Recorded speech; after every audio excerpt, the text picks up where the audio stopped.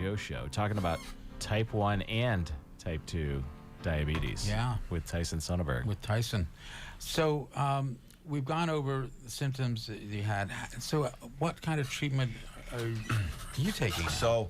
So when I was first diagnosed, I was on insulin syringe shots. I got up to the point, I was up to the point where I was taking 8 shots a day just for insulin. So every time you ate. So let me ask you, Yep. so what was your blood sugar when they When I first was figured it out? diagnosed, I was like, it was actually fairly low, but I was in what they called diabetic ketoacidosis. Oh, yeah. Is that diabetic shock? Not so much. It's close, but it really is like your blood, your urine. You're spilling blood protein in your urine. So it's not really good. It basically means like none of your organs aren't working the way they should be. Got it. And if you let that go for a while, then you talk about diabetes, like a coma. Got it. So I was only on the high 400s. Only in the high 400s. Right. And for the listeners there, you're supposed to be like between 80 and 120. Right. So because I was staying hydrated, so the DKA, they call it for short, is really what is the situation you don't want to be in. Right.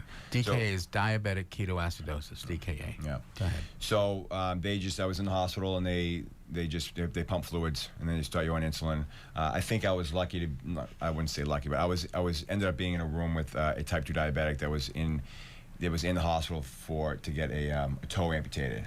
So that was my welcome to diabetes. Yeah. Wow. So I was in there for 3 days with him. And then the 3 days, I mean, you're learning as much information in 3 days as I learned like my entire high school career. It's just nonstop. Endocrinologists, which deal with the diabetes alone, nutritionists. It's nurses just nonstop learning all this stuff, like how to check your blood sugar, what number you want to be, how to use a syringe. It's so overwhelming at 21. Totally. At any age, but you're going about your life, living your life, doing fine, and boom. Yeah, and my mother came in. My mother was in, so I was out at UMass Amherst, and my mother actually was in town because my sister was graduating that weekend.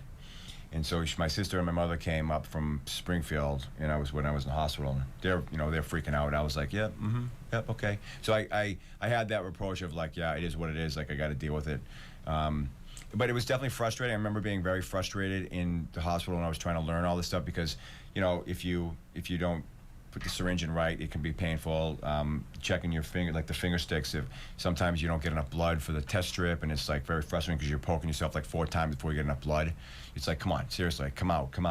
Right. And plus, in that position, you're dehydrated, so nurses can't find Veins can't find the IVs veins. Yeah, so that was painful.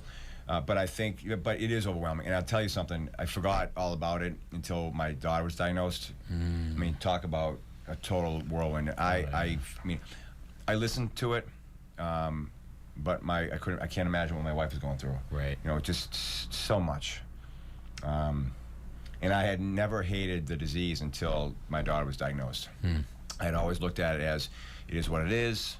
I'm going to deal with it. And then as soon as it hit, a kid, and you can imagine what happens when your kid gets sick. Right. You hate, and I don't like to use that word. Excuse me, I don't.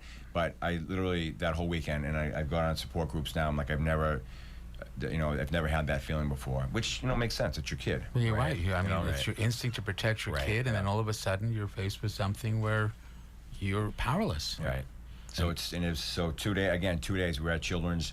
We didn't have to get admitted, as I had taken her to South Shore, and I said, yep, she's diabetic, and they let us go home because I had the knowledge, and they gave her some insulin. And then we just went into Children's for like a full day on a Saturday and full day on Sunday, and just all the information. And like I said, I knew all the stuff, but I was really trying to help my wife and get her to learn how to use a syringe. And my daughter she was really not too bad with it, to be honest with you. We came home from Children's on the Saturday, and we had all the information.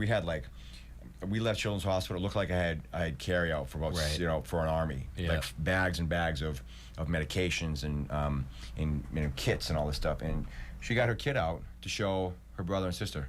Watch, look at this, and the neighbors. So it was like, she's got this, and she's very hard-headed. My daughter is, and she's stubborn.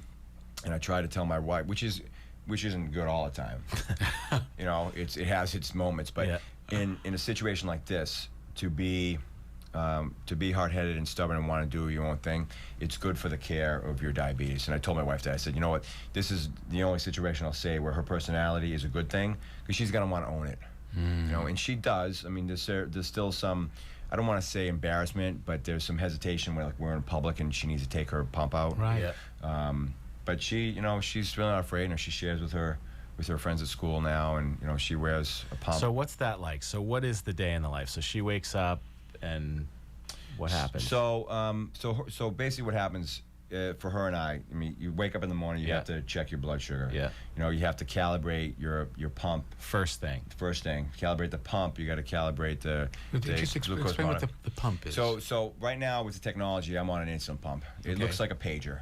Okay. I can show it to anybody that's on Facebook Live. So it looks like a pager. So when I first got one, you know, there's folks that are saying, you know, what do you live in the 90s? Like, I said, no, this is actually my medical device. And so this delivers insulin 24/7. Directly under your skin. It's like having an IV at the hospital. I have to change. We change our infusion sets every 2 to 3 days. And it's embedded under the skin. Yeah, well, it's like, or is it actually in a vein? It's not actually. No, in a vein. it's not a vein. It's Right, you have subcutaneous. to, yeah, right. yeah. Well, it's called subcutaneous. Yeah. Under the skin. So, and we have to change out every 2 or 3 days just because it doesn't get infected. And so we program our pumps to what the docs have said what you need on an hourly basis. Remarkable. Yeah, my pump is tied into my continuous glucose monitor. So this transmits a reading every 5 minutes to my pump, and the technology I have, this transmitter feeds to the pump and says, you know, this is what the sugar is. Like, give me this much insulin. And then when I eat, I have to tell the pump, because when I check myself, it automatically goes into the pump what my sugar is, and then the pump does the calculations, and I say, okay, I have to know how many grams of carbs. You know, both of us do. Okay, I'm having 46 grams of carbs. I put that in the pump, and it does all the calculations, and when it you delivers. say you put it in the pump, you actually I have to put in manually. and it asks you how many carbs you're having. Right. And then we put it in, and then the pump delivers it. And for those, so can you just explain to people why you need to count carbohydrates? So carbohydrates get broken down, and they break down into sugar. That's right. So it's what it's really all about. So that's one of the things about diabetes that people don't understand. Like, I don't want to say it has nothing to do with sugar, but it's not the sugar. It's the carbohydrates. That's right. So we have to be nutritionists. We have to be mathematicians. I mean, because we need to, and we go to see these professionals, but it really has a lot to do with how your timing of eating certain foods, like protein before carbohydrates, to help break it down, because you have fast-acting carbs that they go in the bloodstream and they spike them. So we have to try to eat foods that don't spike the sugars right away, which actually is something that's good for all. It's a healthy diet. There's no diabetic diet. It's actually a diet that we should all carry on. I mean, and that leads to this other part, because you've been able to take what could be for some people devastating, but you've taken it and you've created a career. I mean, you're for those of you who cannot see, Tyson is in amazing shape, and he's wearing this. For those on the radio, he's a personal trainer. You realize? I know that. Okay, That's what I'm getting to. I wasn't and sure. he's wearing, Mark. Yeah. Just checking. Mark and I sometimes will tell jokes, and he will take my punchline. No, I'm just kidding. Yeah. Just take away from me. Take it away from you. But I've never he's done wearing that. this thing that's like, no, never done that. This blue, it's almost like a blue Band-Aid on his arm, Yeah. and that's the monitor, and then there's the other glucose monitors. But that one, what did you say? That one that has. So this is a line? continuous glucose monitor. It's a transmitter that's a transmitter. Yeah, that connects to my pump. To the pump. And my daughter, speaking of transmitters, so she's on a different type, and her transmitter actually goes to her iPod, and then my wife and I and the school nurse you get can the see it. numbers That's on our phones. Great. Because that was my question. It's That- like, what it do you is. do when she goes to But school? what a great way to Yeah. use technology. I mean, when you talk about, when you have a child that's diagnosed, imagine having an infant again. You don't sleep. Right. And so for the 2 months before she was on a transmitter, you're up every 2 hours to check and make sure she's not high or low. So as soon as the transmitter came, it's just the total peace of mind, because we get all the numbers. And now, same thing with going to school. We can always see it, and we get alarms if it's going high or low. So it's very helpful.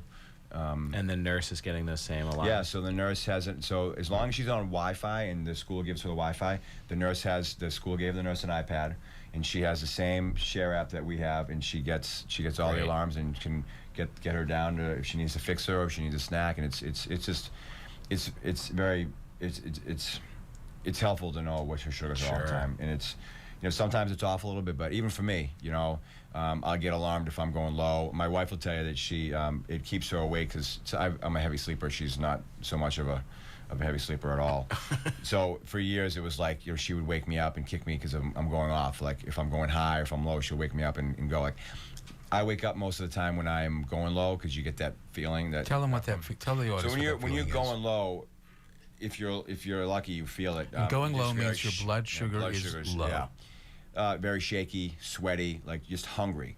And they say, okay, yeah, you only need 15 grams of carbs, which is like a sandwich, or like a juice or whatever.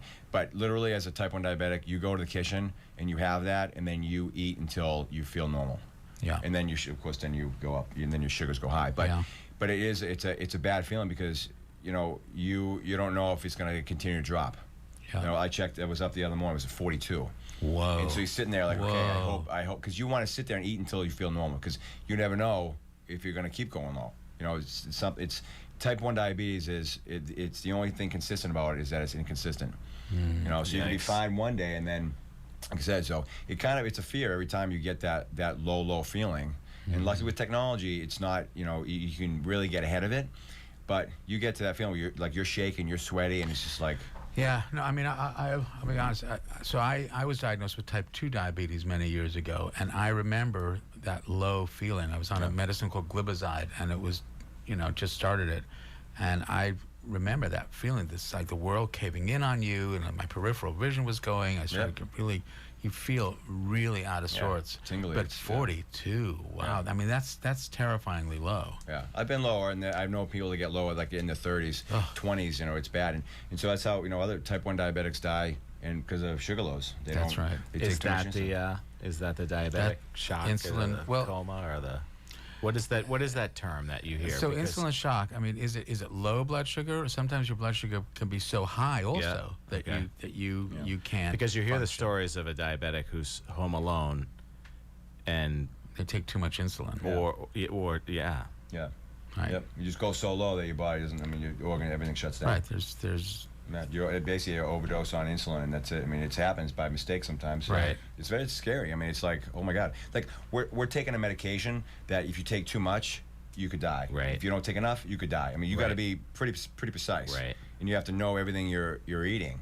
Like we have to worry of if we feed our daughter, okay, she's having 50 grams of carbs, and if there's something on her plate that she doesn't like or doesn't want, okay, well now we got to have something else. Right. Yeah. Because you're accounted for that. Yeah. And you can't take it away. Wow. Stretch the